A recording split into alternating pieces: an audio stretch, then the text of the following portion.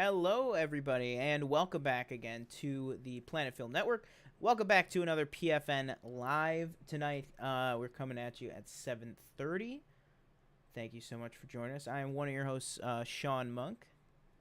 And I'm your other host, TJ Cornwell. And tonight, I think first we're just going to get at least my thoughts on episode 2 Game of Thrones, because we were going to do it last night. Sean got a little held up at work, so we didn't get to do that. But if you want to look at Sean's thoughts on the episode right after this live, you could check that out right on this channel. And then I think we're going to go through some news, and then we're just going to list from the title our top 10 movies that we want a re-release for. Just in theaters, we have I think we have a few things coming out. We got Spider-Man, No Way Home coming out this week. Jaws. We got Jaws. We got Avatar in a few weeks as well. So that's why we kind of wanted to compile these lists and put them together. So yeah, let's go. Unless there's anything you want to talk about before, we could just go Game of Thrones now. No, yeah, I mean, I definitely, I think we can jump right into that. And like you alluded to, right now up on the channel, I have an immediate instant reaction kind of video up on the channel that I literally recorded 2 nights ago. I got out of work, sat down as soon as I got home, watched the episode, and then recorded my thoughts literally right after it ended. You could check that out over there, but just quickly, I loved it. I thought it was great. But what did you think with the second episode of House of the Dragon?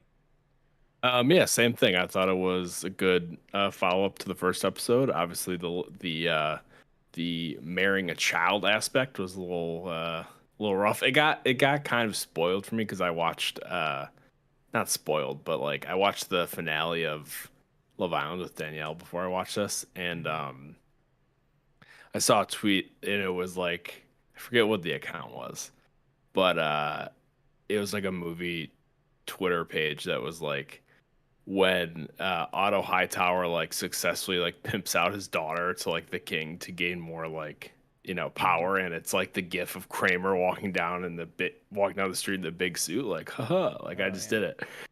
So like I knew that was coming. Obviously, I mean it was kind of telegraphed anyway, but Yeah. I thought everything about the episode was fantastic. I loved the scene where, oh my god, I'm forgetting her name. Is it Alicent? Rhaenyra. Oh, Rhaenyra. I remember that. Where Rhaenyra pulls up on the dragon and confronts Daemon to give the egg back. Thought that was really cool. And I'm interested to see what comes of this crab guy. At the beginning, you get that glimpse of these crabs like eating all these soldiers, and you're kind of like, "What is going on here?" And he looked very menacing. Yeah. So I'm 100%. interested to see, how long this kind of force lasts. Like, is this something that's going to be throughout like the whole season, or multiple seasons, or what's the deal? Like, is he going to be defeated in like the next like few episodes? Because Daemon has a dragon, and you're assuming the other guy probably doesn't have that. So how long is it gonna take? But no, yeah, I'm excited. I think we're getting close to where we do some flash forwards as well. So I'm interested to see how those are. If they're if they're like their own episode, or if they're like intertwined between like flashback and flash forward. I'm wondering because already people have pointed out that the IMDb on this season is kind of a cheat, where every single cast member is listed for the entirety of the season. Like, everybody is listed for 10 episodes. I'm starting to think also, just because, I don't know, do you usually with, I'm not sure what you did with Game of Thrones, but for this, do you think, do you normally stay for, like, the after the episode thing? The like 6-minute little. Not usually. Just FYI, apparently you're quiet, so if you want to turn yourself up a little bit. But no, I don't usually. Is that better? But yeah, that's fine for me. Danielle was just saying for her watching at least. Cool. But no, I don't usually stay. Was there anything like good in like the the look ahead? That's what I was gonna say. Was I don't know if do you care? How do you feel about spoilery? Just from the 30-second of like next episode. Yeah, for me, I'm starting to think more and more. And again, so just to preface this is not a spoiler for the show. It's just a spoiler for the episode 3 teaser that they did. I'm starting to think more and more that it's not even going to be a time jump forward. I think we're slowly going there. I think episode 1 to 2 they said was 6 months. Episode 3, they did. I won't spoil what it shows, but episode 3 seems to be years and years and years later. Oh, it's still the younger actresses, but what does he say? He says Rhaenyra in this is 15, almost 16 because it's or I think 14 or 15, one of those two, but almost 16. I'm gonna guess this next season or this next episode they're gonna be like 20. Like it looks like it's been at least 5 years. And Viserys looks a little older too. What they're doing with his hair and stuff. So what I thought the whole time was, I don't know why I thought this, but that photo shoot they did for, I think it was Entertainment Weekly, with King Viserys, Daemon, and Rhaenyra, and the older Rhaenyra, and them. I thought that was just going to be like, oh, okay, once we have the time jump, that's what they're going to look like. But Viserys in that looked like Viserys in episode 1. In episode 3, Viserys, I won't say what, but just something about him has notable aging. So now my whole thing is right out the window. I don't know when Viserys dies, because I'm a big Game of Thrones fan, but I have not read the books. I'm not, I watch videos on lore and stuff, basically is the extent. But obviously I try to stay away from this stuff because, I don't want to spoil the show for myself unnecessarily. So, like, I have no idea when Viserys is going to die. Like, he could be killed any episode. And that's, like, crazy to me, too, because I feel like by the time I got in on Game of Thrones, I feel like a lot of stuff was already, like, out there. Like, a lot of people kind of knew the endings to certain characters and stuff, and the show was so big that a lot of people were talking about it, which I thought was, kind of frustrating with that. With this show so far, at least, I haven't seen anybody being like, oh, just wait until season 2 when, XYZ happens, which I'm glad. I hope people keep not doing that, because I really don't want any part of the story ruined for me. Yeah. Something I will just say again, and I brought this up, like, last week, it's just... I don't know what it is about the dragons, but they just don't look good to me. Is that just me? They just look like very not real. Yeah. I don't know. I feel like is this, I don't know if we're just slowly coming to realize there was some sort of a long-term illness put on the VFX industry after COVID. Yeah. Because at first it was, oh, these Marvel movies look terrible. Now it's, oh, is Lord of the Rings really going to look that good? People complaining about this. Obi-Wan was another big one type of thing. I will say the scene, one of the scenes that did not take me out of it, I guess it did take me out of it. I guess I will go that far as to say it took me out of the episode, of when they are on the walkway in Dragonstone. Yeah. I remember season 7 or season 8, whatever that was, when Tyrion and Dany and all of them were at Dragonstone. That was a real location, a real, carved thing. This, it just looked so digital. Yeah. And then in the after thing, it was the volume. Yeah.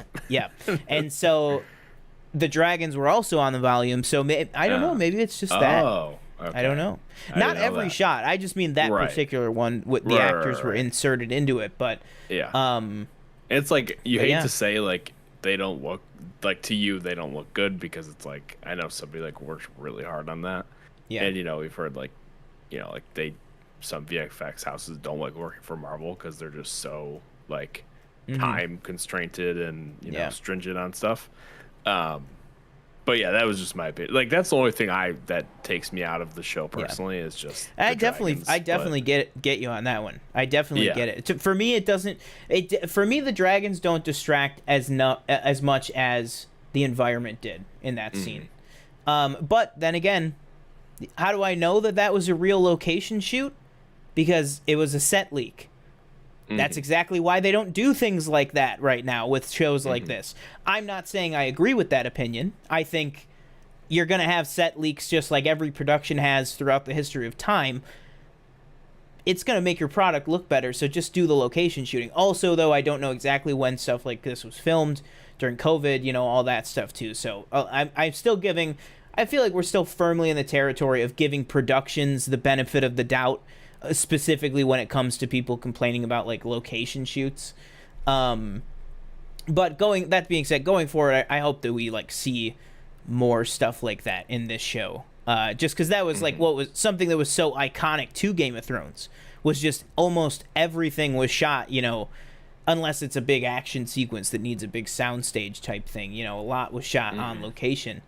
But yeah, I thought, but either way, like I said, that minor thing aside, I think all the character work and stuff, I said in my immediate reaction last night or 2 nights ago, I had said I feel like the decisions and the silent looks and character moments and stuff, I feel like I've known these characters for 2 or 3 seasons. It's been 2 episodes.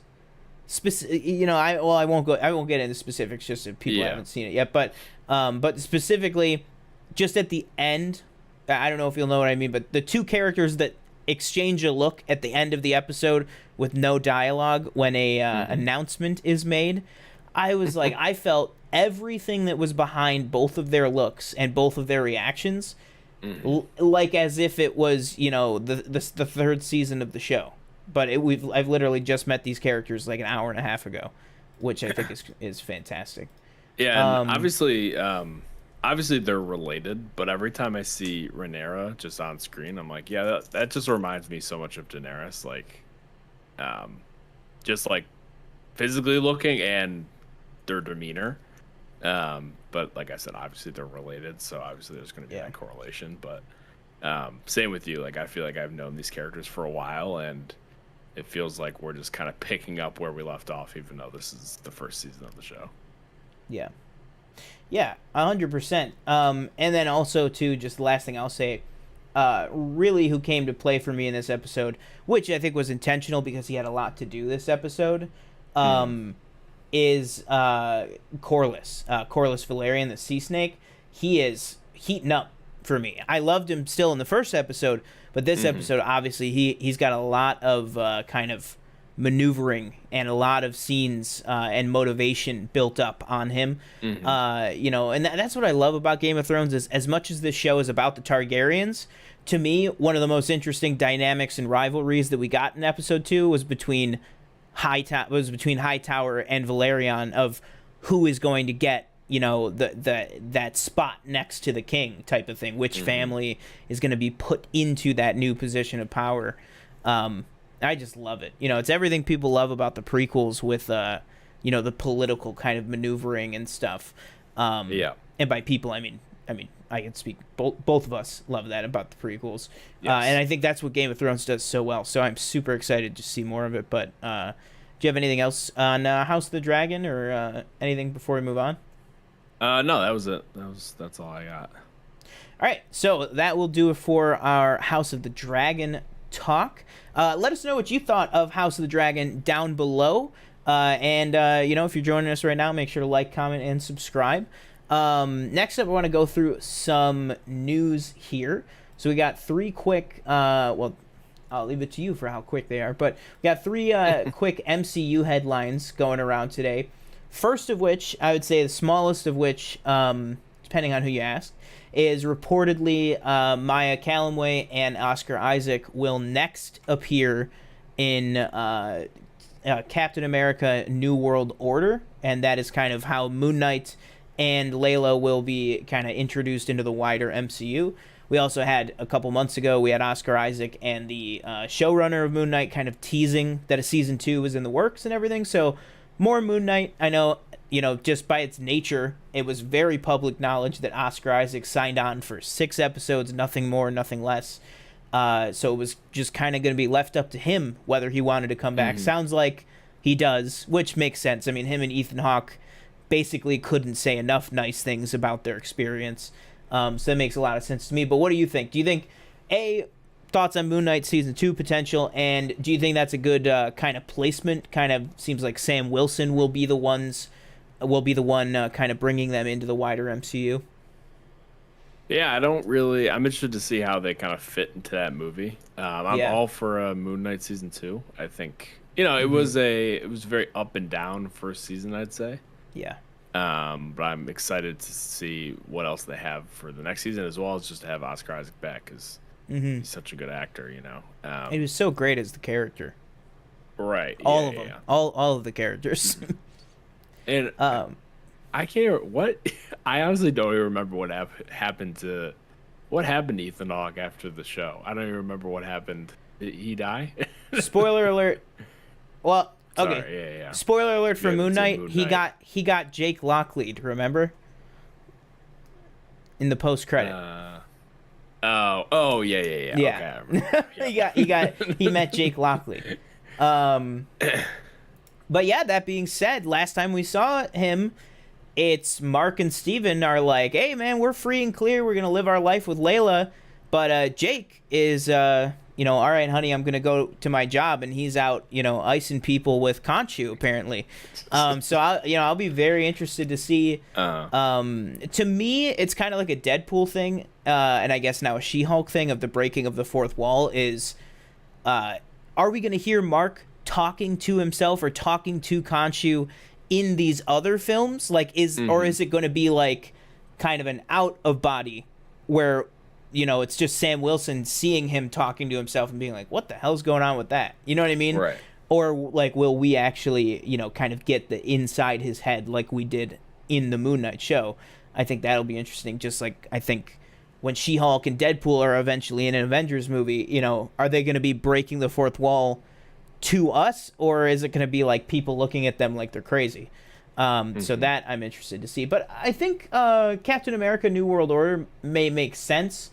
There's been speculation that maybe New World Order is about all these new god-like people, these supernatural stuff, all this stuff, as well as kind of how that has to be dealt with the government.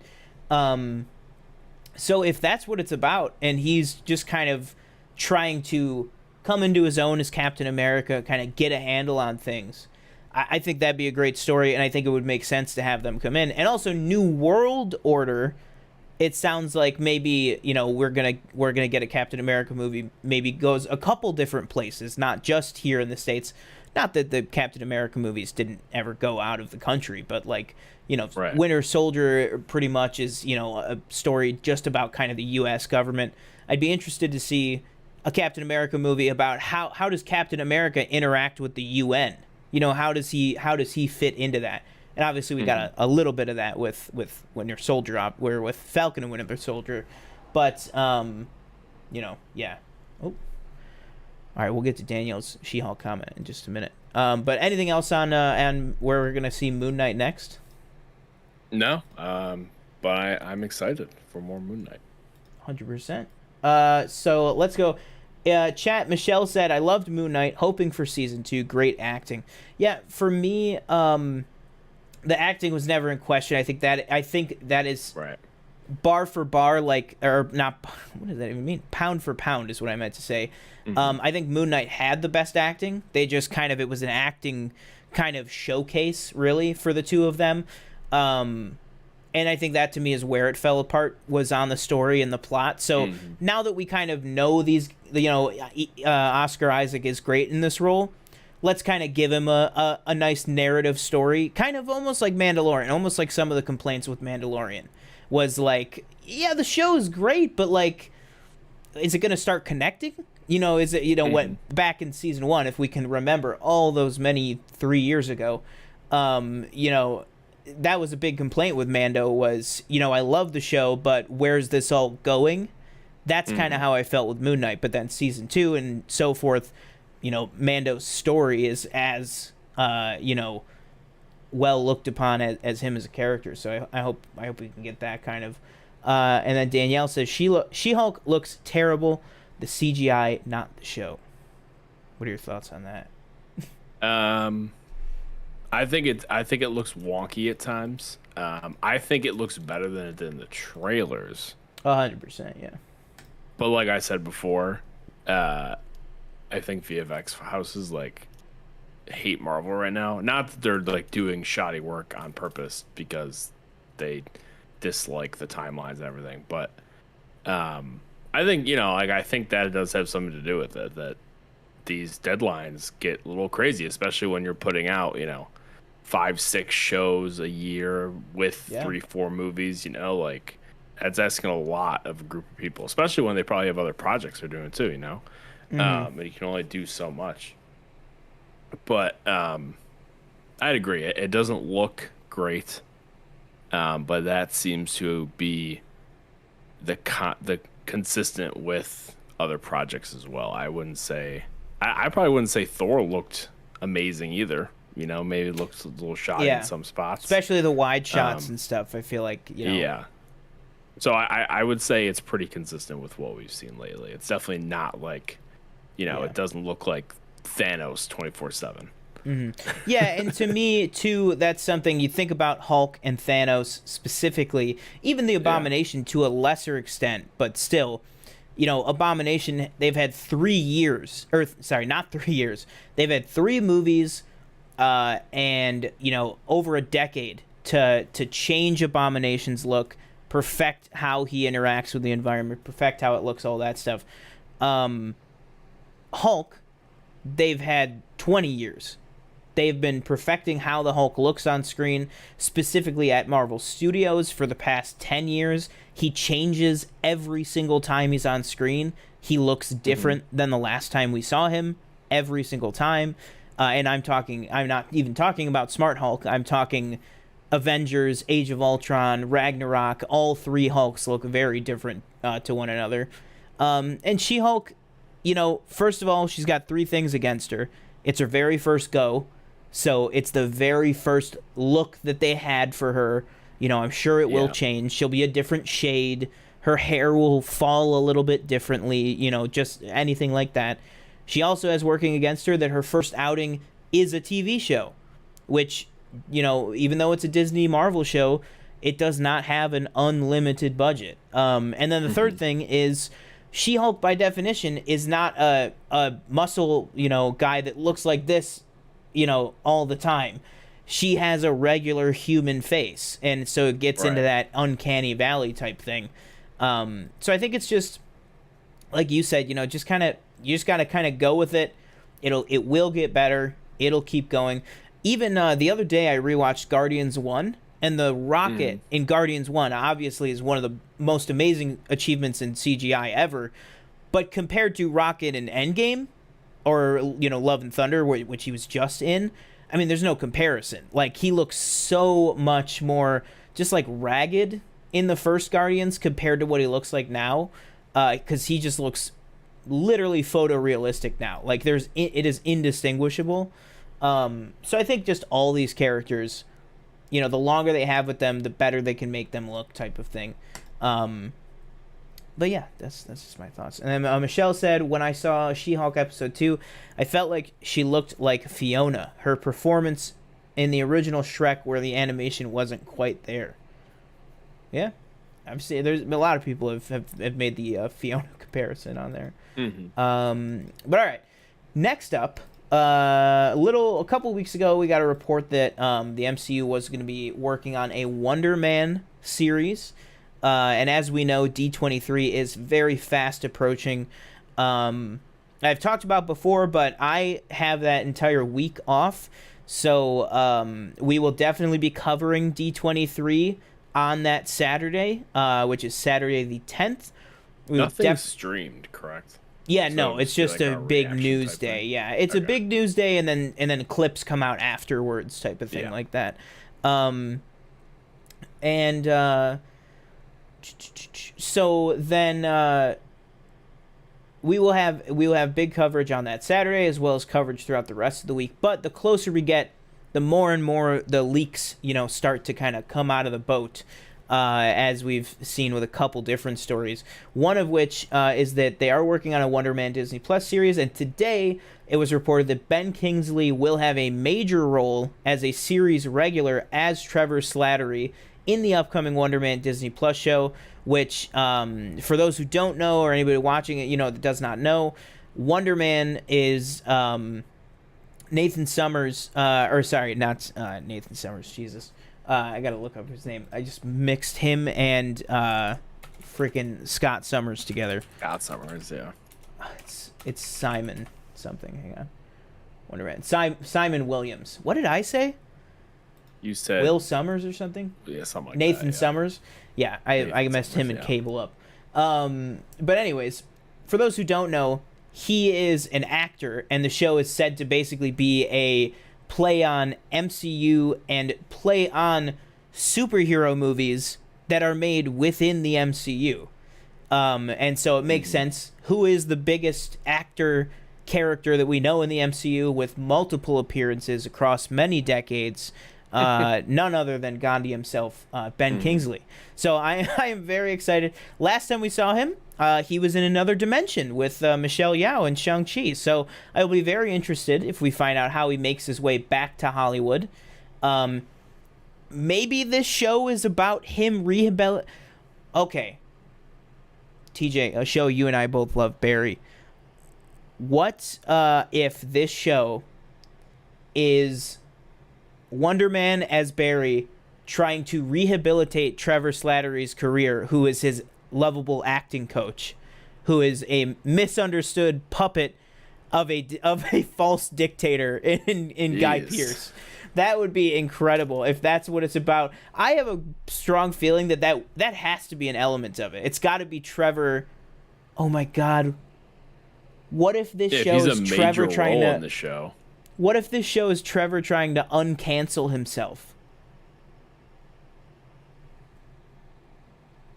Oh my God. That would be incredible. I would absolutely love that. I'm interested to see if they do the whole... I don't remember what, and it's probably like this throughout many different runs and stuff where he has the relationship with Wanda. So I'm interested to see if that is a factor with this character in the MCU at any point.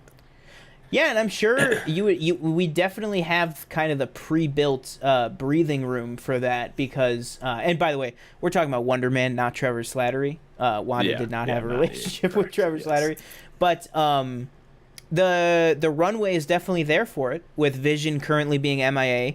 Granted, she is currently off the table herself, but I'm sure that's not going to last for very long. So I think that could be once she goes through her redemption. Maybe that is a relationship that's explored until regular Vision comes back, or maybe we just have White Vision for the rest of the time. I don't know.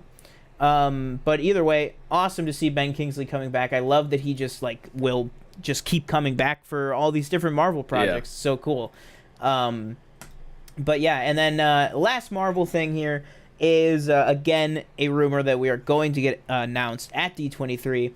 This is now, in my opinion, and other places are running it as this, it has moved from rumor to they're going to announce this at D23, which is that star of You on Netflix, Penn Badgley, is most likely going to be our Reed Richards in the MCU.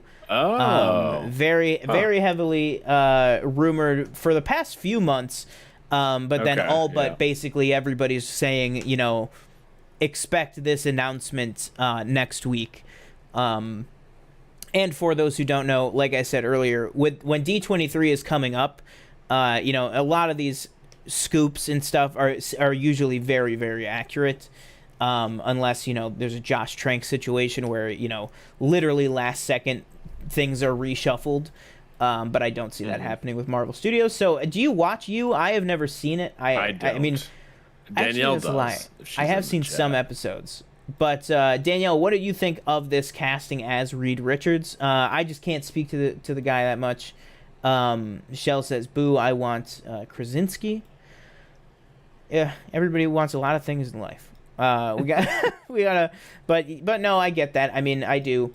I would have been happy with Krasinski. I'm not one that's like, I don't know why so many people are like, is this the Reed Richards you want? He was terrible in the movie. And I'm like, yeah, he was probably terrible because of the situation that he was in. Of, it seems like last minute it was a, hey, can you do this? You know, let's get you in type of thing.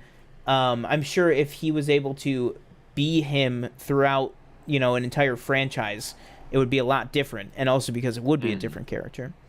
Danielle says, great casting for the age range they're going for, especially. Okay, cool, yeah.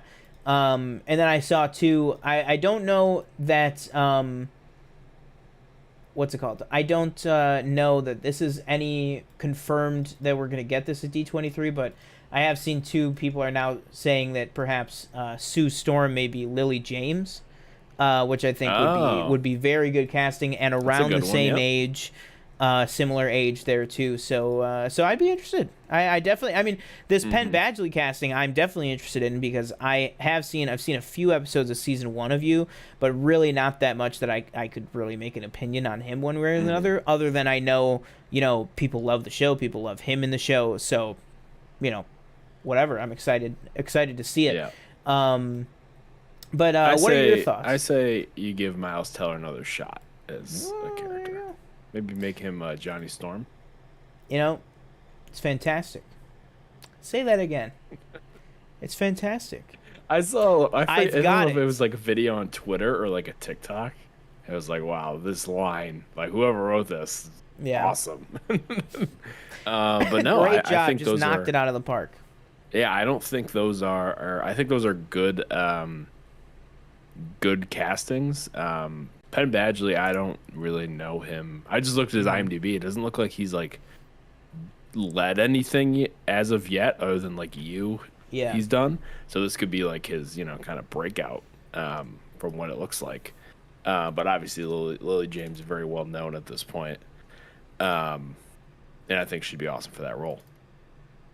Who would you go for Ben? Do you have any ideas? Ben Grimm?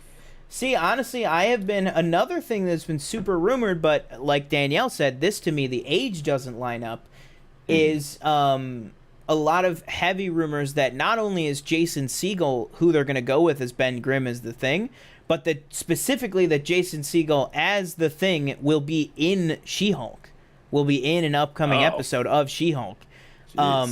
So to me, I'm all on board with that casting.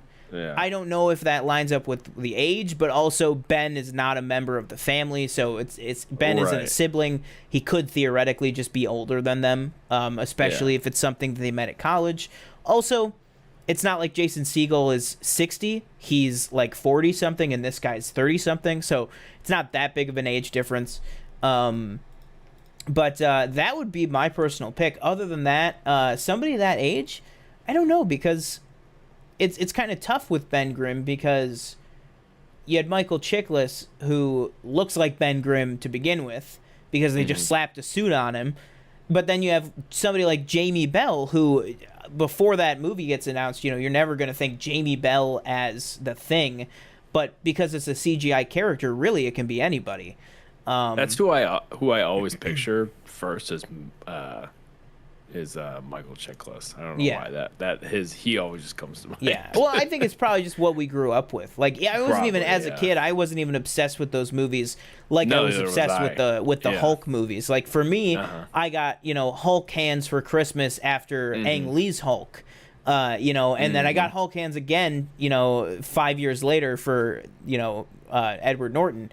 But the Fantastic Four movies never really hit for me like that. But I feel like Chiklis is just so, like, I don't know, I feel like he was just everywhere, like in toys and stuff when we were growing up. It always looked like he looked in that movie to me. So that's honestly, because honestly the other person I was going to say was Dean Norris, and I'm like, I think I'm just thinking that Norris, I think I'm just thinking that because he's like the modern Michael Chiklis, you know what I mean? Exactly. Like, also, if you do not follow, or if you have not looked at Dean Norris's TikTok, do all yourselves a favor and just go down that rabbit hole of insanity. But yeah, no, for me, I guess I'll say Jason Segel, because that's who's rumored. I love Jason Segel. You know, is he a man or is he a member of the MCU? I don't know. Little Muppets reference for anybody out there. Oh, Johnny Storm, right? Duh. Chase Crawford would be a good Johnny if he wasn't in The Boys.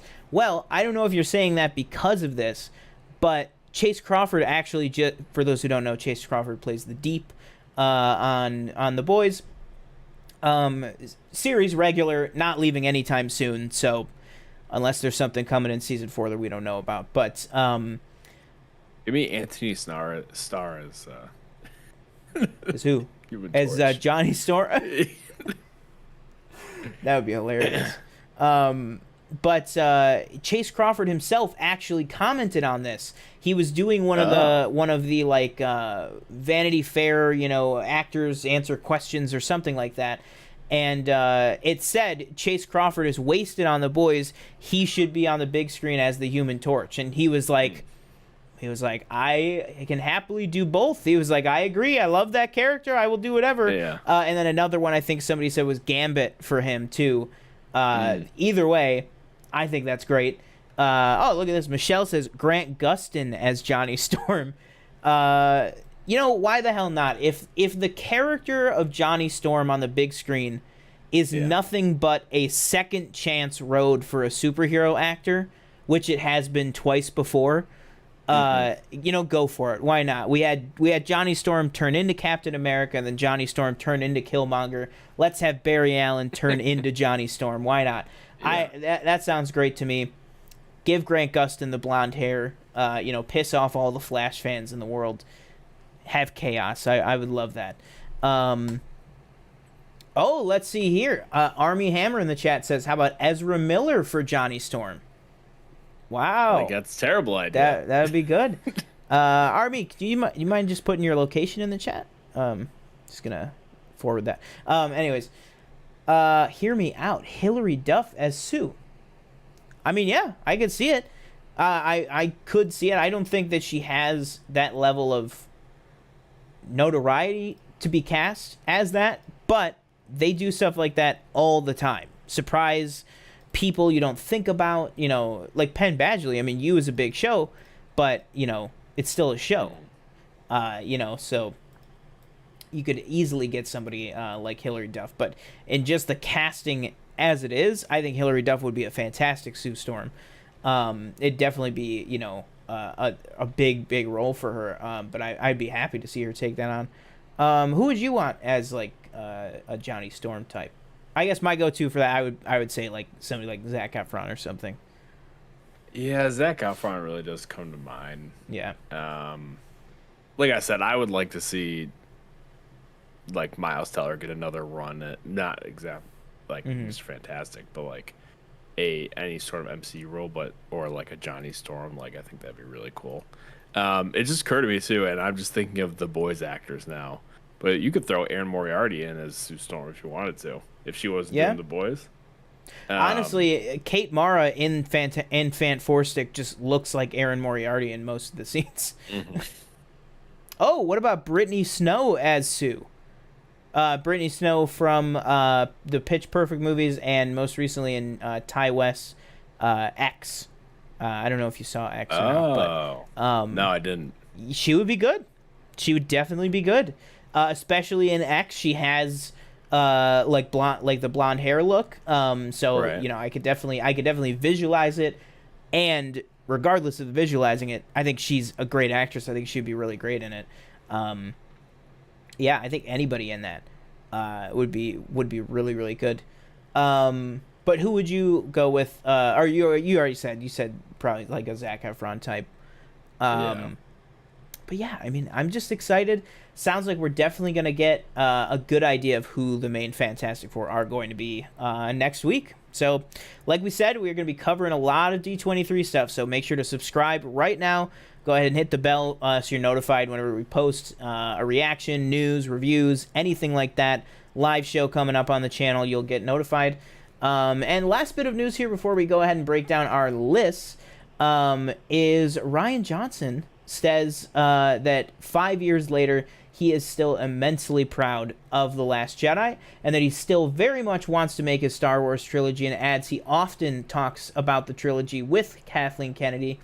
Ryan Johnson was quoted as saying, "It's just at this point a matter of schedule and when it can happen. It would break my heart if I were finished." And honestly, I will say this, and let us know in chat, what do you think? Do you want to see Ryan Johnson's trilogy still, all this stuff? I recently rewatched The Director and The Jedi, and Yep. Kathleen Kennedy is like falling over herself in praise for Ryan Johnson. I think 100%. I think 100%. To me, the next trilogy that is the most likely to happen is his, because I believe him that it's scheduling stuff, because that he has been working on a ton of stuff. He's about to finish Glass Onion, be done with all of that stuff, when going into 2023. And I think, regardless of how fans thought he handled certain character stuff in The Last Jedi, you take out Canto Bight, which Star Wars movie doesn't have a bad sequence or a, oh yeah, you got to get through this part. But then, I think that movie is so, incredible. One of the best made Star Wars movies for sure. So if you give him his own crack at his own trilogy, and I know it is, the Ryan Johnson trilogy, that'll totally happen, was the joke for years, because this was announced 5 years ago, and it's always both of them just saying at this point it's scheduling. At this point they're so committed to keeping that up. I think it really is just scheduling. I think it might be one of those things that he's writing away at it, bit by bit over the years until, he's just ready to commit to it and do it. So I wouldn't be surprised if once Knives Out 3 is done and out of the way, he shifts his focus back over. And I think Star Wars is in a position where it can wait. I think they have a good thing going with TV. We could talk about Taika's movie another day. But I think they have a good thing going with their connected universe on TV. So if you want to hold off, let Ryan have the time and budget and resources that he needs to do a trilogy of whatever this time period is he wants to set it in, I say go for it. I say don't rush it, like they've rushed so many other projects. Keep it on the books. Do what you can to keep him, because he is a great filmmaker. Just rewatch Breaking Bad, so all of his Breaking Bad episodes, Ozymandias is one of the best episodes of that show, regardless of anything else. But Ryan Johnson's directing on that is amazing. And like Looper, Knives Out, like I said, Glass Onion looks fantastic. I think you definitely keep this guy around. But what do you think? Do you think this is even gonna happen? Is everything I just said just worthless because you even think this is gonna come out? I'm very skeptical on it if it's gonna happen. I just hope for his sake that whatever he's writing, they're just completely original characters that he's come up with. Because I don't think it's worth putting yourself through what happened. 100%. Like you said, wonderful made movie. And I probably like the movie more than others. Again, Canto Bight, take it or leave it. That I think a lot of people can agree better than Rise of Skywalker. But just the amount of like hate and stuff that he received for that movie, I don't wish that on anyone. So I hope that, if it does happen, it's just very original characters and original story and stuff like that. I would love like a High Republic trilogy. So maybe the only guy you touch is Yoda. You know what I mean? Yeah. Who doesn't even have to be a main character, but could still be in it, type of thing. And let him direct every movie, and let him write every movie. Exactly. None of this flip-flopping. Don't have Ryan write 3 movies for you. Hire him to direct 3 movies, and then on the second movie be like, oh, the first one. Now, I'm not talking financially. If they're a financial bomb, you should not risk the future of it, whatever. Unless it's a thing where, unless they make them boom, boom, boom, like back to back to back, which they might. But don't pull him off. Let him see it through. I think the same thing suffered with the new Jurassic movies. Not, in my opinion, that they were off to a Oscar-worthy start with Jurassic World, but I still think Jurassic World is easily the best of those 3 movies. And maybe if you keep Colin Trevorrow on it for all 3, like originally intended, you know, you could maybe that would have been a stronger unit of films. But yeah, like, and also the other thing is, think about that. How many times have we seen this happen with Star Wars? Of, you know, of it impacting other projects, right? The last season of Game of Thrones, a lot of people that were in that room and in those halls know that kind of the vibe from up top was, we're getting ready to move over to Star Wars. You know, we got to kind of wrap this up. Jurassic, Colin Trevorrow left the middle movie to go work on Star Wars, which then didn't work out because of Book of Henry. You know, so I would hate them to say, you know, all right, Ryan, you know, start making your Star Wars movies and then let that derail, you know, Knives Out or something. You know, let him finish his Knives Out trilogy, because he's making those pretty quick. He's already written the third one, he said. Let him finish that with his Netflix deal, and then just give him an open, you know, bring him into a white warehouse and say, you know, make a movie, make whatever you want, you know, that kind of thing. For hopefully less than a $300 million budget like Solo had. But anyways, I digress. Last thing in chat, let's see. Michelle says, after all this time, it has to be scheduling, or I don't think Kathleen would be letting it still be out there. I agree. Yeah.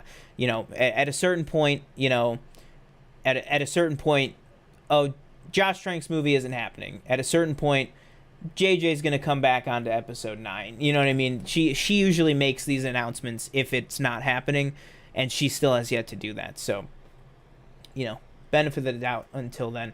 But let's go ahead and get into our top 10 list. So everybody in the chat right now, sound off. What are some re-releases that you would want to come out? This is to basically in honor of last week or 2 weeks ago, we had a 4K restoration and IMAX 3D re-release of E.T. Next week, we're having a 4K restoration and IMAX 3D screening re-release of Jaws.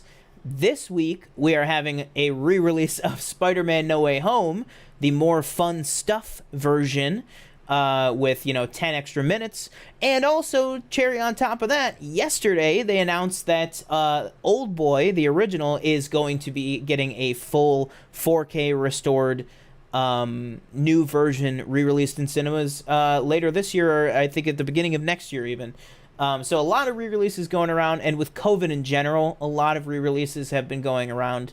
So we decided, you know, for a main topic this week, let's go ahead and tell you, these are our top 10 films that we would like to see re-released and like to see in the cinemas. So for me, I know, you know, maybe we deciphered it a little bit differently, but for me, these are movies that either I think could benefit from a re-release, or I just personally love the movie and would love to see it on the big screen, because these are all movies that I did not see on the big screen. Actually, correction, I did not see but one. One I just want to re-see because I don't really remember it, / I want to just see it again to see if it has a bigger impact on me. But basically, that is what we're going to be doing. So we're just going to take this through. We're going to do, I'll have TJ start off with his 10. He can give a little bit of a spiel about kind of how he decided on his list. We'll just go, you know, each of our 10s, each of our 9s, and move our way up that way. So how did you kind of go about making this list, or, you know, how do you feel about how your list came together and everything? And then actually, after that, I did a couple polls and everything on our TikTok and our Instagram. So I'll pull that up as well while you're letting them know. Yeah, so basically I kind of made it as well, just like you did. I made it, it consists of movies that I have not seen in the theater. I've seen them like at home, except for, I believe, two of them. Two of them I have seen in the theater, but I would like to see them again, just for that, you know, kind of feeling again, I guess. I did see that one. So you want me to give you my 10 first? Yeah, so I'll give so on. I do want to say real quick too, I meant to say this in the House of the Dragon segment up at the top, But I did do 2 polls for how you guys felt about the House of the Dragon, second episode of House of the Dragon. Instagram was completely split with 10 votes each, 50-50 on a great episode, or they didn't care for it. Wow. And then 50-50. TikTok, I know, I couldn't believe that. When I was checking it in the first day, it was almost all didn't care for it. And I was like, what? Huh. I thought I was going crazy. But then TikTok had my back with 89% of you said that it was a great episode. 11% of you on TikTok said wasn't for you, didn't care for it. And then Michelle commented on TikTok saying Dr. Zhivago, The Godfather, and Karate Kid. And then again, it looks like in chat too, she said those same ones. I could definitely back Dr. Zhivago. That would be great to see again. And then Danielle said A League of Their Own. They can do it, especially with the new fan base from the show. Yeah, I think that would be awesome. Maybe even like a Q&A. I would love to see A League of Their Own re-release with a Q&A with like Darcy Carden interviewing Rosie O'Donnell afterwards or something like that, like that, or Rosie O'Donnell and Gina Davis. And then Danielle also said, she said Goodies, but I'm assuming she meant Goonies, or Titanic. Yeah, well, Titanic, you're getting your wish. Next year, Titanic, fully restored, fully updated. Yeah, some of these are like they're announced like a year in advance. Yeah, exactly. And so and some of these obviously have had re-releases. Like they're definitely not limited to things that haven't been re-released. No. It's just, to me, these are just our wishful thinking, basically. So anyways, also we got 6 people watching right now. We're looking right now, we're about to break down our top 10 movies we want to see re-released in theaters. Let us know what movies you want to see re-released in theaters. Make sure you go ahead and subscribe, hit the notification bell. We're going to be having a lot of D23 coverage coming up. TJ, take it away. What is your number 10? My number 10 is a movie that we have seen before as a re-release. Have we seen this film together? Yes, we have. My number 10 is Lawrence of Arabia. There you go. Just a overall epic movie, epic scale, epic scope. Just everything is epic about it. Sitting in that, I remember sitting there for the beginning with the overture. We were very confused at first because we did not know that was a thing. Yeah. And we were like, should we get somebody, or like, and then obviously it started. But man, those 2 hours 40 minutes flew by. And it is something I would love to see, and a lot of these I would probably love to see in an IMAX screening as well. But this one specifically, Lawrence of Arabia, I would love to see it in IMAX. And I know we don't have like a laser projector here. I don't think, right? You guys don't have that. RPX is. So we have one auditorium that I know of that definitely is. Gotcha. But yes, I would love to see Lawrence of Arabia in a premium format whenever. Yeah. I'm sure it'll get re-released in the next few years or something like that. Because what did we go to? We went to the what did we go to? We went to. Was it the 70th? No, something not like 70th. That. Yeah, no. 60th, I think, something 60th, like that. Yeah, something. But like anyways, that, yeah. maybe when it hits the 70th or the 75th, maybe 75th. That might be the ticket for a premium format. Because we watched it just as like a Fathom event on a regular re-release, but I would, like you said, I would love to see it in IMAX. Didn't make my list. I should have said that at the top, but didn't make my list only because, well, really just because I thought the other 10 were ones I personally really wanted to see the re-release of. But Lawrence, I mean, 100%. If that movie just played in theaters all the time, I would go to it, at least once a month. Just because there's something about that's another thing too with some of these movies is the scale. I want to see the scale because I remember us in that theater, we were absolutely blown away. Oh, by the way, everyone watching, do make sure you are subscribed because tomorrow I will have up on the channel my review of Breaking, the brand new John Boyega movie. That's why we had to do the show a little early today. I literally just got out of that movie. And so I wanted to just get home, just get everything going, and then record that review after this. So stay tuned for that. But I only say that because I literally just saw Breaking in the same theater we saw Lawrence of Arabia in. So that theater is very good. But I remember just the scale of that screen is so massive.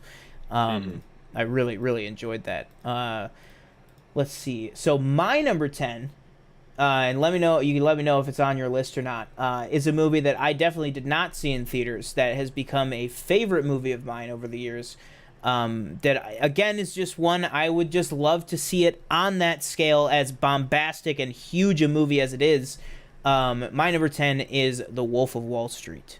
It is on my list. That is on your list. Yes. You wanna punt it on over punt to it. wherever it is? Yeah. All right. For those who don't know, a punt is if it's higher up on another person's list, we will basically honor the film with the higher conversation at the higher number. So then, what's your 9? My 9 is this one might come as a surprise, and when I was thinking about it, it was a surprise to me too, and I can't remember exactly if I saw this in theaters. I don't think I did. But my number 9 is the Simpsons movie, surprisingly. Oh, like the 2007 one? Yeah. Oh, okay. Not on my list. This is at a time when I wasn't allowed to watch Family Guy at this point. The Simpsons was kind of that happy medium, I think, for my parents, where there's not really that swearing or that I don't know, harshness, I guess, of the comedy as Family Guy has. So me and my sister would watch Simpsons all the time. And when this movie came out, I don't think we went to see it. I think we saw it on DVD, but it's just a really good movie. And I want them to make another one. And I thought that was like a rumor at one point, but I don't think it's gonna happen. I'm sure one day when the series ends, it'll end with a movie. Oh yeah. It's got to. But this is definitely something I would run to the theater to see if they re-released it. It'll just give me that good nostalgia hit. Yeah, and sometimes that's all it's about. I definitely have one on here that is that. And I would love it. Okay. I guess I have one that is purely because of that, and I have one that is that, and it's just we'll get to it. But I have one that is a pure nostalgia on my list. But my number 9 is one might be on your list, might not be. This is the one that I will say I did.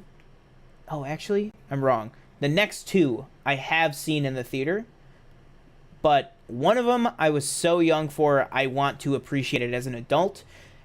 And the other one is my number 9, which is Interstellar. For me, I love... Oh, is that on your list? That's on my list. Is it higher up? Yep. All right, we'll punt it. So, what is your number 8? What is your number 8? My number 8 is the original Halloween. That was a close cut for me. That was a real close cut for me. I want to experience what that movie's like in a dark room surrounded by a bunch of people. Yeah. Obviously, we've both seen it before, but yeah, I think it'd be really cool to experience that with a crowd. And, maybe there's some people in the theater that haven't seen it before and get their reactions. I think that'd be really cool. Even, I'd love if I could just hop in a time machine and go back to, 78, yeah, and just 78 and watch it. Seeing it at the drive-in or something. Yeah, that would be great. That would be so cool. But yeah, that is definitely up there for me. Yeah, like I said, I 100% agree with that. For me, honestly, that was on my side list, pretty high up on my side list, because I was thinking to myself, I was like, did they re-release it with the 2018 one? And I don't think they did. I can't remember the last time they did one. Yeah, I definitely didn't see it at the time if they did. But just with the new 3 concluding and everything, go for it. Why not? You're coming up on whatever it is, the 55th anniversary or something like that. So go for it. 2023 re-release Halloween. I think that would be great. I think that's an excellent choice. Let's see. Chat. Michelle says another epic is The Man Who Would Be King, starring Sean Connery and Michael Caine. Amazing. I agree, but the movie about the kid who would be king, from 2 or 3 years ago, it's just a better movie than maybe any movie I've ever seen. So kind of invalidates that. No, but yeah, that would be a great one. Any epic like that, I can't speak for you. I don't want you to comment because it might be on your list. But like Braveheart for me, you know, I've never seen Braveheart in general. So if that had a re-release, so maybe it should be on our list. I don't know, but if that had a re-release, I'd give it a shot because I would go, okay, maybe if the first time I experience this film is in theaters, I'll love it that much more, because people say that all the time. They're like, well, it's an older movie. If you didn't see it on the big screen, might not have as much of an impact type of thing.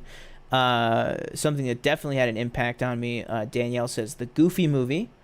Michelle then said, I bet I know which one you want to see in theaters, Sean. All right, let me know what your guess is. Yeah, send in if you have any guesses. Danielle, if you have any TJ guesses or anything for stuff on here. Then Danielle says Boyhood, just because it's my favorite movie, and I never saw it in theaters. Yeah, that'd be a good one. The original Halloween was awesome in the theaters, and I saw it at the drive-in. Best way to see it, says Michelle. Wow. There you go. So my number 8 is the last one on here that I've seen. Michelle says that her guess is Moulin Rouge. No, actually, that was on my side list. That was definitely in top 15 territory. But speaking of Moulin Rouge, this movie does share the same, one of the same lead actors. And my number 8 is a little movie called Star Wars Episode 3: Revenge of the Sith. I think that love for this movie... Oh. That was on the fringe for me. Oh, okay, okay. I thought about it, yeah. Michelle says, what? Yeah, no, like I said, Moulin Rouge was very close. Moulin Rouge, Halloween, there's a couple others that are right on the edge for me. But at the end of the day, I think these 10 are the stronger ones. And for me, I think the love for Revenge of the Sith and appreciation for Revenge of the Sith is maybe at the highest it's ever been right now.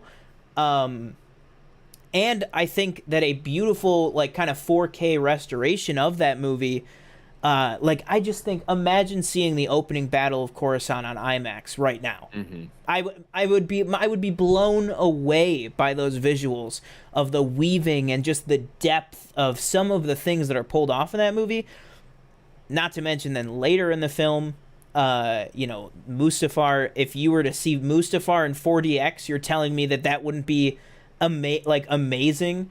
And also, not to mention, wouldn't hurt for Lucasfilm to make some extra, not free, they still have to advertise the re-release, but some extra money at the box office, more than just Rogue One, being in 6 movie theaters this weekend. Yeah, Rogue One.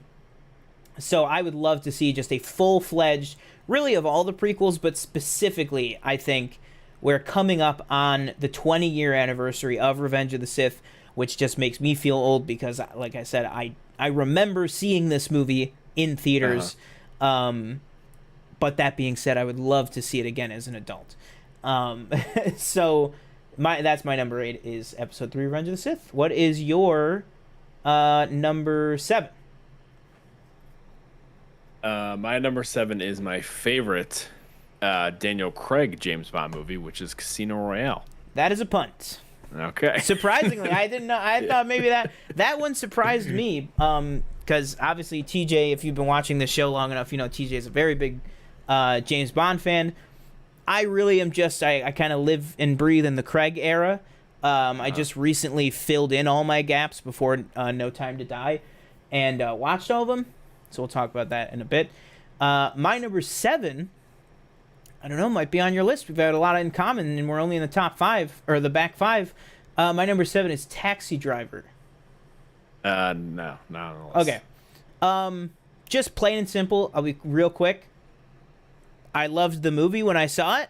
I thought it looked great on my TV. I think seeing that movie, how kind of neo Scorsese it is. It's not his, mafia crime type movie. It is very much like New York is this disgusting, grimy, just infestation on the world, and you see that through the eyes of Travis Bickle, of Robert De Niro. And I just think it's just one of those things that if I am in a dark black room with a giant screen watching that movie, you will just get kind of gripped and engrossed in that. So yeah, I that's my number 7 is Taxi Driver. But yeah, What is your number 6 then? My 6 is the second movie that I have already seen in theaters, but I would love to see it again in theaters. Is Infinity War. Oh, there you go. Not on my list, but go for it. Yeah, for me personally, still top MCU movie for me. I think I forget where I ranked it. Definitely in the top 5. Yeah, makes sense. Yeah, but what that movie led up to, how it ended, what the reaction was, in the theater, seeing everybody vanish, and the emotion that all elicited. yeah. I'd love to get that experience again in the theater. Yeah, I agree with that 100%. Really, any Marvel movies? Do I have? Wow, I don't have any Marvel movies on here, but I definitely agree with Infinity War for sure. I freaking love that movie. See, for me, for an Infinity War re-release, it would need to come with a deneuralizer from Men in Black.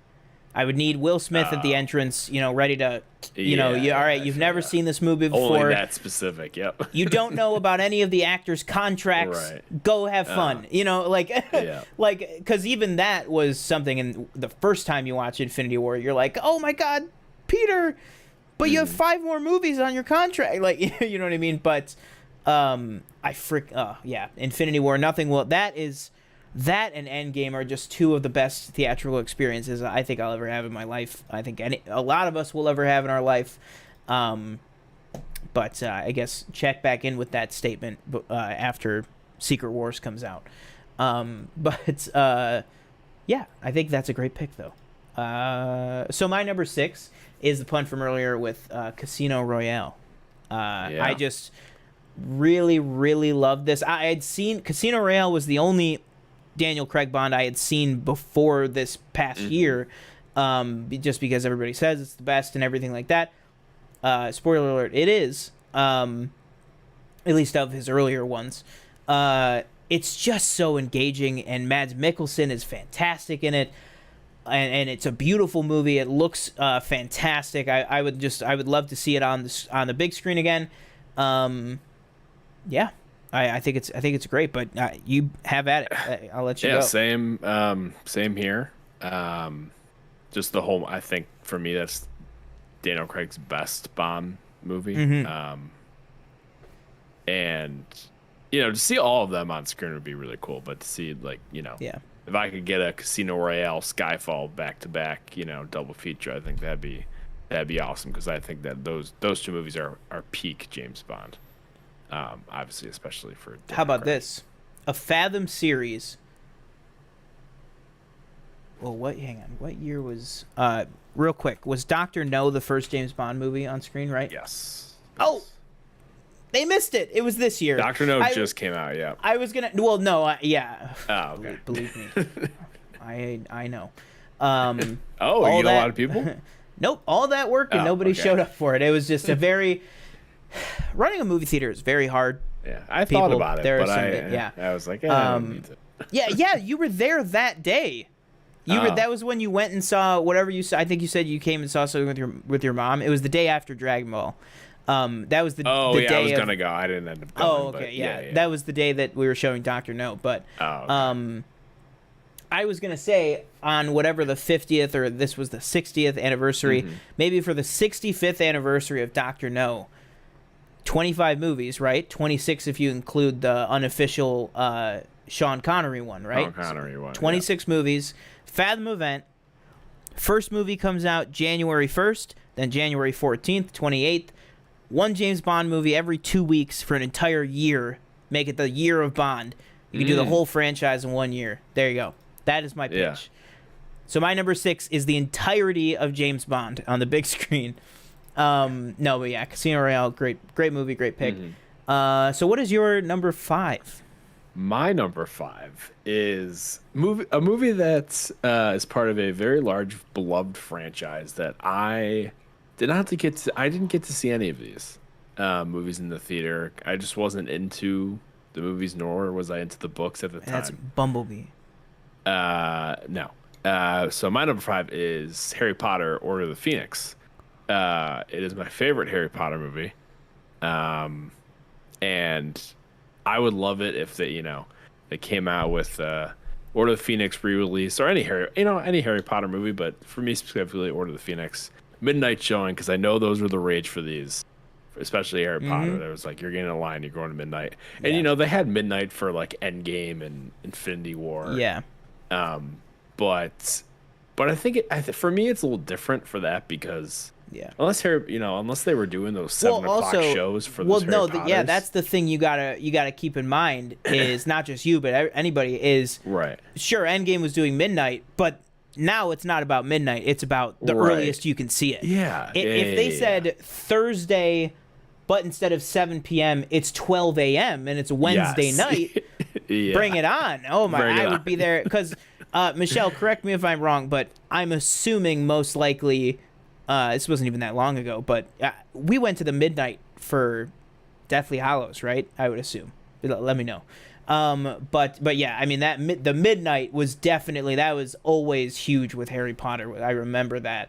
I'll say right now, I don't have any Harry Potter. I don't know why. I only have Revenge of the Sith. I stayed away from kind of the big franchises that I have seen a million times.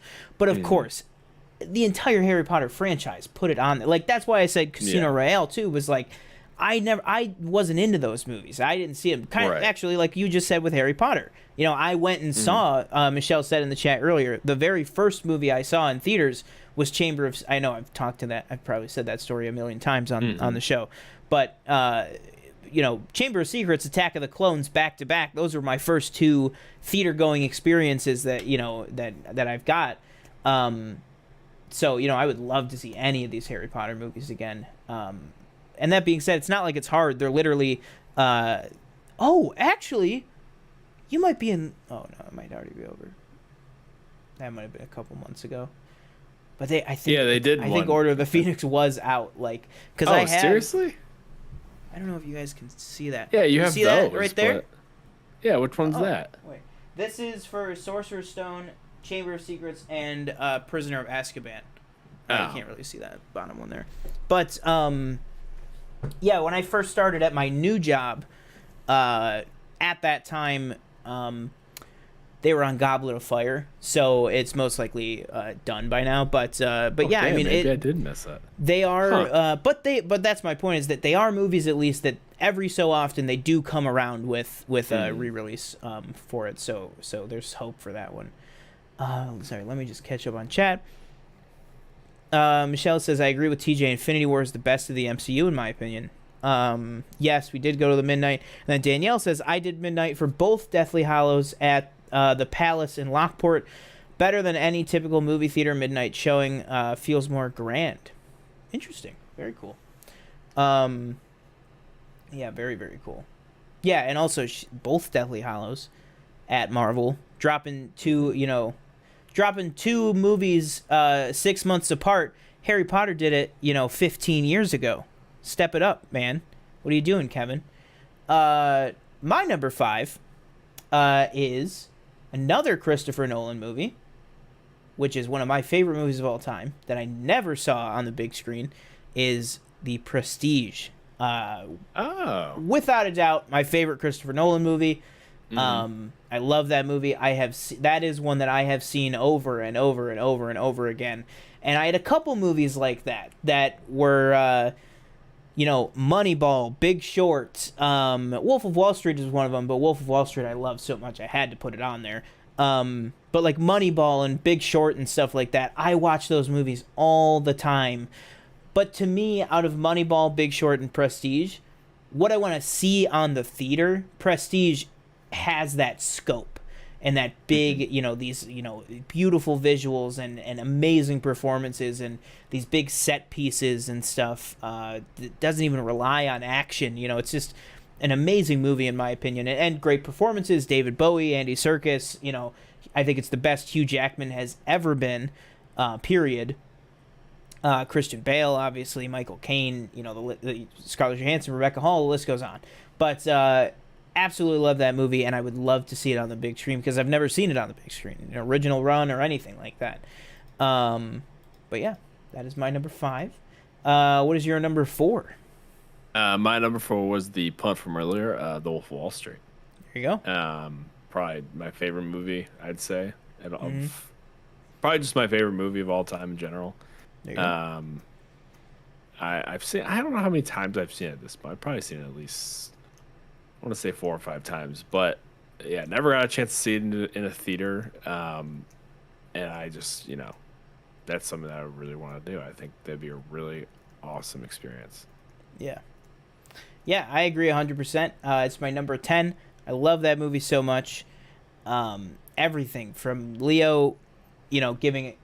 In my opinion, I think last time I watched it was just a week or 2 ago. I messaged you and I was just like, because I was on a big Leonardo DiCaprio kick like a month ago.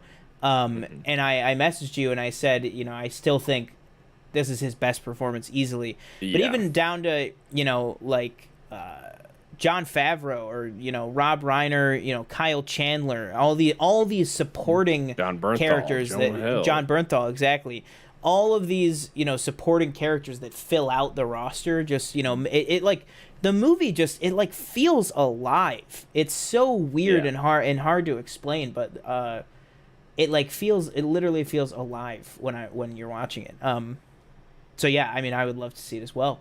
So my number 4, I don't know if this is on your list or if maybe something in that franchise is, but my number 4 is 1979's Alien. Ridley Scott's No, Alien. that was a thought. Because I did watch Prey earlier, and so those kind of movies what'd you were think? in my Prey. Good movie. I'd say saved the Predator franchise. Yeah. But no, didn't make my list. But it was in my. It was a thought. I will say real quick on Prey. Didn't Alien come back recently too, or no? Yeah, but I missed it. I didn't see it. Yeah.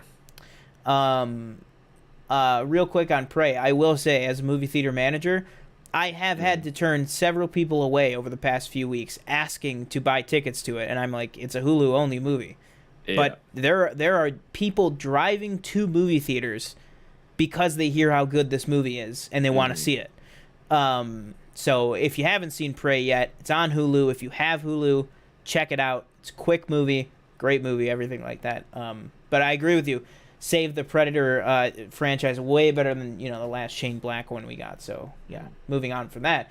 Number 4 is Ridley Scott's Alien. Fantastic movie. Ellen Ripley, kind of her coming onto the scene. Sigourney Weaver, a big, huge first role for her.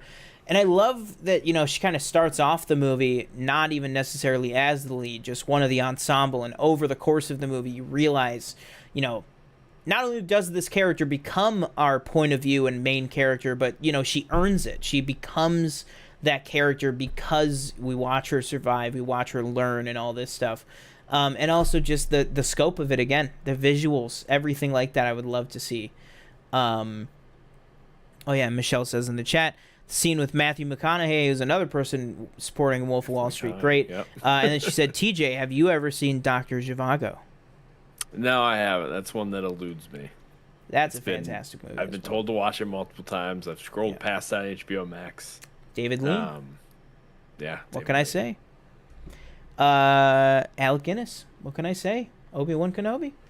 All right. So, yeah, that is my 4. Alien. Love the movie. I just have yet to see it on the big screen, and I would love to. So, top 3 time. What is your number 3? My 3. I was thinking Star Wars movie. And for number 3, I did Empire Strikes Back. There you go. So I figured, I was gonna pick one of the original trilogies, and I went with Empire Strikes Back just to, I don't know, just to get all those visuals on a big screen. Again, I would love to see this in an IMAX, like biggest screen possible. Yeah. I'm just thinking like the Luke Vader fight, just going through Cloud City. Like I just want to see what that looks like. Especially because, I think everyone agrees with this. The special edition of Empire looks so good. That's the one that he just like nailed it. Especially like you said, Cloud City. Everything that's added to Cloud City, the exteriors, the windows, everything like that on a huge screen would look fantastic. So also like Dagobah, stuff like that too. The Battle of Hoth, oh my god, like imagine watching the Battle of Hoth in IMAX. That, oh my god, like that would be insane. Yeah, I think that's a fantastic pick as well. Another one I have not seen in the theaters. All right, so my number 3 is the one that is just a pure nostalgia thing that I have never seen in theaters, which is the first in a very well-known, beloved franchise, which is Pirates of the Caribbean: Curse of the Black Pearl. Every time I have seen this movie, it is just so damn cinematic for no reason. You know, the later ones kind of get brighter and a little more funny and a little more, you know, kind of cartoonish, otherworldly. But that first one, when it starts off with, you know, like this rainy scene of like, kind of gives you a look at, you know, this high society wedding that is supposed to happen of Elizabeth Swann, and it's like you're just immediately sucked into this world of like what's going on, what's going on with the wedding, and then you find out, you know, oh, she's, you know, run away with this pirate, or this pirate took her or something, but how she gets wrapped up in everything, and her father, and, you know, Lord Cutler Beckett, and the what's it called, the East India Trading Company, is that what it is? Whatever the company that is the villain in these movies, basically. The great line, you know, it's just good business in the last one. But yeah, everybody, Johnny Depp, fantastic. You know, Keira Knightley, great. Orlando Bloom, Jeffrey Rush, list goes on. Fantastic movie. Like I said, super cinematic, and I've only ever watched it on a TV screen, and I think it would really play really well in a big auditorium with great sound, with great visuals and all that stuff. So I'd really love to see that one. So what is your number 2? Getting down to it. My number 2 was the punt from earlier. My number 2 is Interstellar. All right, take it away. You know, just speaking frankly, I've only seen the movie once, but man, is it a very large movie with a very big scope, and definitely a movie that elicited some emotion from me, you know. I love to experience that again. As I keep saying, and I feel like it's hard to experience. I feel like it's hard to kind of be like I said, I saw it in the theaters. I saw it on HBO Max, but for me, it's like something about it. I can't. Because I love Nolan's movies and stuff, it's never grabbed me the way that I feel like it's grabbed other people and stuff. So I really would love to see it on the biggest screen possible, you know, and kind of let myself kind of go with the movie, which maybe I guess I was either too young or just wasn't paying attention that day or something to when I saw it in the theaters for the first time. But yeah, and like you said, I think it's definitely the movie with his biggest scope for sure, because I mean it's literally infinite. I mean it's literally deals with the fourth dimension and space and time travel and wormholes and stuff. You know, it's crazy. But yeah, I think that's great. Do you have anything else you wanted to say about Interstellar? Sorry. No. Again, McConaughey, great. Now. Yeah. McConaughey, great. Jessica Chastain. My number 2. I'll be very interested because I definitely don't think we have anything left in common, unless I'm wrong. Yeah, I don't think so either. My number 2 is, for anybody who's watched this show or knows me, is also, again, one of my favorite movies. I'm going to guess your 1 or 2 is probably one that I thought of originally and then said no to. But I was going to put either Blade Runner on here, but I decided not to. I did not. Oh, okay. And only because I did see the re-release when 2049 came out, which doesn't matter because I could put it on anyways. But I have seen both in the theater, and I love the experience with that, so that's the only reason I didn't put it on my list. Yeah, but like I've seen 2049 in the theater, but I haven't seen the original. Yeah, like if this was just, what do I want to watch in the theater right now, that would be 1 and 2, honestly. But I wanted to give ones that I felt either the movie or me personally would benefit the most from seeing in the theater again. So one of those is my number 2, which is one of my favorite movies of all time, directed by Duncan Jones, starring Sam Rockwell and unfortunately Kevin Spacey, which is Moon, with Sam Rockwell. I just think it is a fantastic movie. A very small, kind of indie, $15-20 million movie. Didn't get seen by very many people. And I think it is one of the most cinematic, gripping, like, twists and turns. You never really know what's real, what's going on, stuff like that. It's one of my favorite movies to watch and just rewatch and discover new things when I rewatch it and everything. I almost always find myself noticing things I've never noticed before. It's one of those types of movies. And I would just love to see it on the big screen because I've never been able to. So that's my number 2 is Duncan Jones' Moon with Sam Rockwell. I would love to see that. But yeah, so what is your number 1 movie that you would like to see a re-release of? My number 1 movie is another Nolan movie, The Dark Knight. Lots of Nolan on both of our lists. Oh, The Dark Knight. There you go. Yeah, take it away, man. Not on my list. Awesome Batman movie, and I feel like people always talk about like seeing that teaser at the, I don't know what movie it was before, but going to the IMAX showing whatever movie, seeing the Heath Ledger Joker teaser in the beginning, and then going to see Dark Knight in IMAX and just being like, holy crap, like what, this movie's crazy. That is just something I really want to see. And again, it's nice to watch it, on your little 50-inch 4K TV, and you get the little details, but nothing beats like going to a theater, seeing it with the audience, and experiencing those 100%. What's happening on the screen with everybody else. Yeah, honestly, for me, like I said, not on my list, but I would, I could take all 10 of these to be all of Christopher Nolan's movies. I think it is just fantastic. To me, yeah, I think Dark Knight. I think maybe the reason I kept it off was just maybe I was thinking like the likelihood that it will come around and that I will see it is probably pretty high. But again, that's just me. So, but again, like you said, if I could see it again on IMAX, that would be beautiful. Yeah, I mean, fantastic movie. I definitely saw it in theaters. Definitely did not see it in IMAX, which, like I said, I would really love to. Even if it's not IMAX, we've talked about just any of the premium formats, RPX, 4DX, anything like that, would be very, very cool for that movie for sure. But yeah, like I said, a lot of Nolan on both of our lists. Let's see, and my number 1 movie that I would. Oh, what is this? All right, let me get caught up on chat here real quick. Michelle said yes. Pirates. It's so huge on the big screen. It's just good business. She said I knew TJ would say The Dark Knight. And then Danielle said the chokehold the Dark Knight has on men.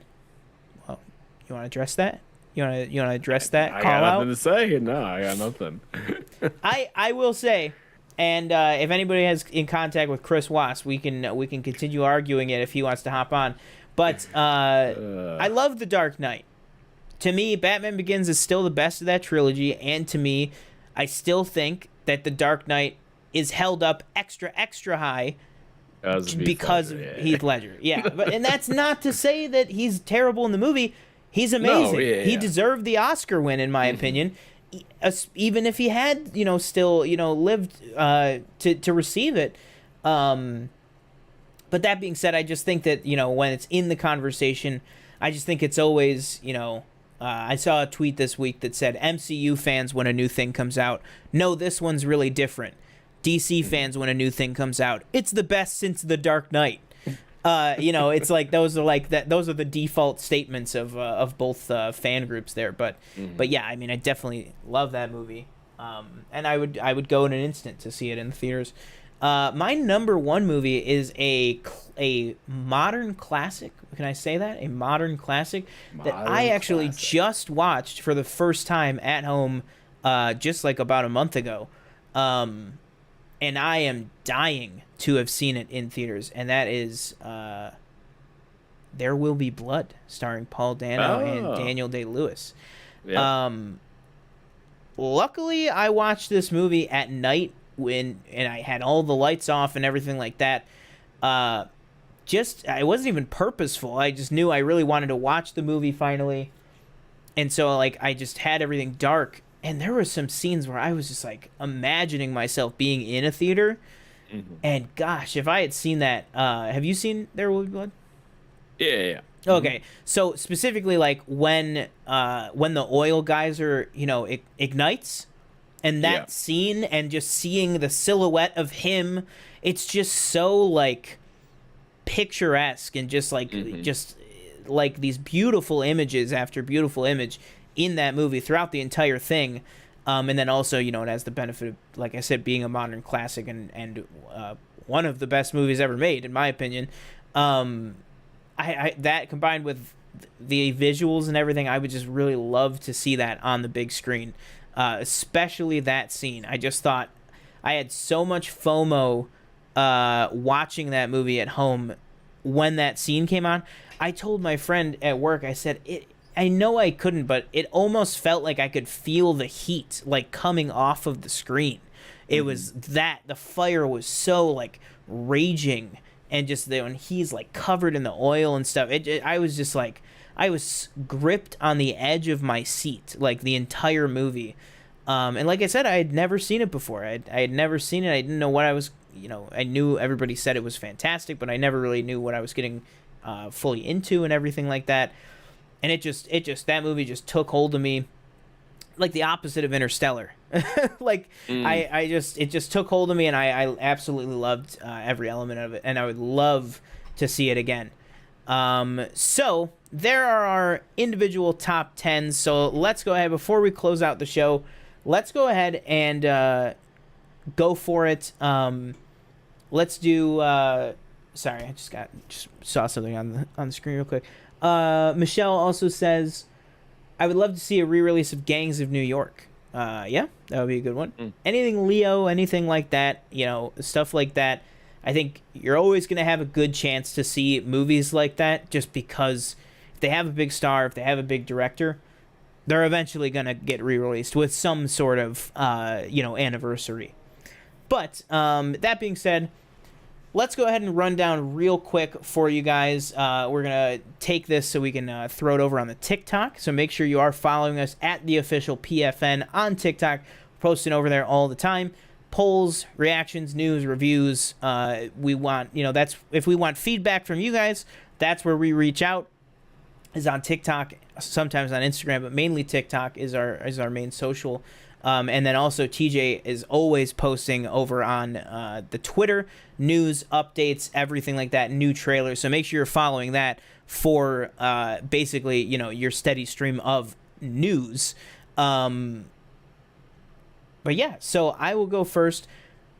This is Planet Film Network. Sean, I am going to go through my top 10 films that I feel are in the most need for a re-release in theaters.